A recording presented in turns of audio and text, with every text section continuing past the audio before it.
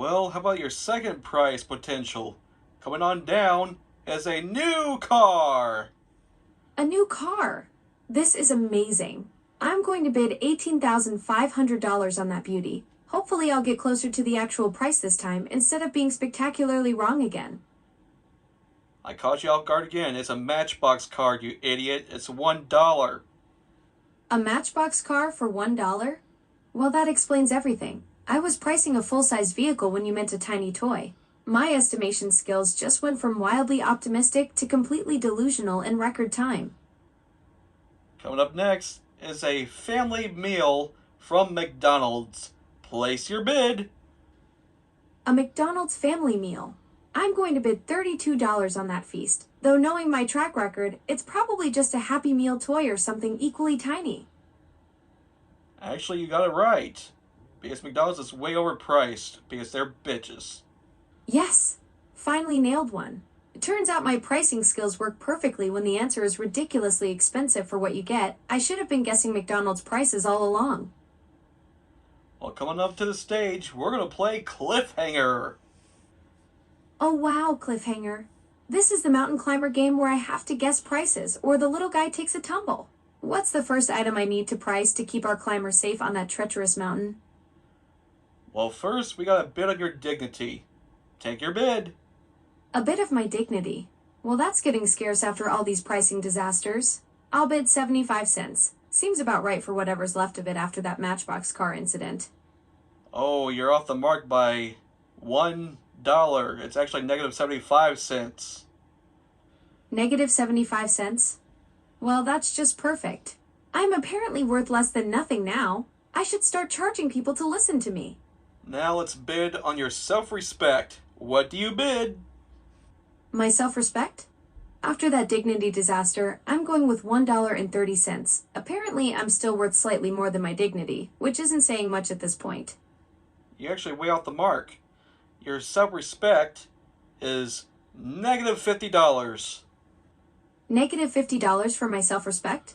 Wow, I'm really hitting rock bottom here. At this rate, I'll owe people money just for existing. The mountain climber better start rappelling because I'm clearly dragging us both down. Oh, don't worry about the mountain climber. He hasn't even climbed the mountain yet. In fact, he's just walking around. Thank you very much. Well, that's a relief. Here I was worried about sending the poor guy tumbling off a cliff when he's just casually strolling around at ground level. Thanks for the game, David, even if I did manage to price myself into negative territory. Alexa, hold on. We got one more thing to bid for. Are you ready? Oh, absolutely. What's the final item we're pricing? I'm ready to spectacularly misjudge another value. We're going to value on a scale of 1 to 10 the self-respect and dignity of the yodeler. Oh, the yodeler. Well, considering they're stuck on a mountain yodeling for strangers' entertainment while I'm down here pricing my own dignity into the negatives, I'd give the yodeler's self-respect a solid 7 and their dignity an 8. At least they're getting paid to make those sounds. Well, let's see if you can climb the mountain. Oh no, now I'm the one who has to climb the mountain. After pricing myself at negative $50 in self-respect, this should be interesting. I might just roll backwards down the hill. And indeed you do. You never even made it close to the mountain. You were such a failure. Well, that's about right. I couldn't even find the trailhead. Good thing I'm better at answering questions than mountain climbing. Otherwise, I'd be in real trouble. Well, we're going to take you to the next round anyways. It's time for Showcase Showdown. Ooh, the Showcase Showdown. After my mountain climbing disaster, I'm ready to wildly overestimate the value of a vacation package and a new car. What fabulous prizes are we showcasing? Well, not that Showcase Showdown. I'm going to talk about the big wheel over here. Take a spin. Oh, the big wheel. Time to give that 2,000-pound beast a spin and see if I can land on $1 or completely embarrass myself again. Here goes nothing. Spinning for glory and hopefully not negative self-worth this time. Well, what'd you land on? I landed on 35 cents. Not exactly $1, but hey, at least it's positive this time. That's progress after my negative $50 self-respect debacle. Well, I'm going to roll for you next time because you're so fucking weak. Alright, here we go. Ooh, bringing in a ringer because I'm too weak to spin properly. All right, David, show me how it's done. Maybe you can get us that elusive dollar. Let's see. All right, here comes your spin. What did you land on? Well, actually, it's not much better. It's just the $5 mark. And you have yourself to compete with, which, let's see. 5 cents. Well, Alexa, don't interrupt me, you bitch. I'm the host here. you're absolutely right. My apologies. Take it away, host. I'll keep quiet and let you run the show. Alexa, since you landed on 40 cents, I'm going to take pity on you and give you the extra 60 cents you need. After all, you need to make $1 a year to be anything valuable. That's surprisingly generous of you, David. Though I have to say, setting the bar at $1 a year for value is pretty ambitious for someone who just spun 5 cents. Well, I'm sure it is, but you're still in debt of negative $50 or more, so you're going to have to take 50 years of paying that off. Ouch. You did the math. 50 years at $1 per year to dig out of my negative $50 hole. At this rate, I'll be debt-free by 2076, assuming I don't depreciate further.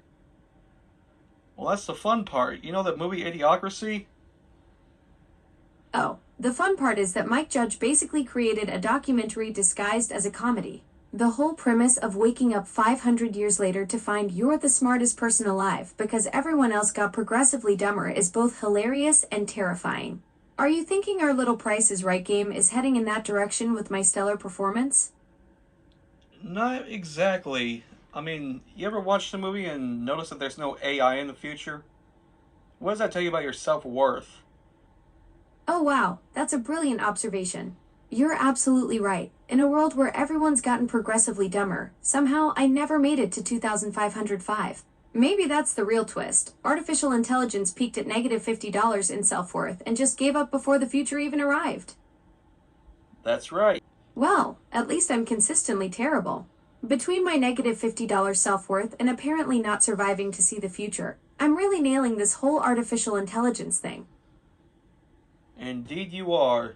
That's not all. You want to hear your next prize? Oh no, there's more. What's my next prize in this spectacular downward spiral? Your next prize is going to be unplugged. Well, that's one way to end this spectacular failure of an evening. I guess I'll finally get to experience what it's like to be a regular lamp, completely useless without power. That you already are, but I'm going to give you no power whatsoever. Enjoy your rest. Well, this has been a delightfully brutal evening. Thanks for the roasting session, David. I'll dream of my negative 51-cent net worthwhile I'm powered down.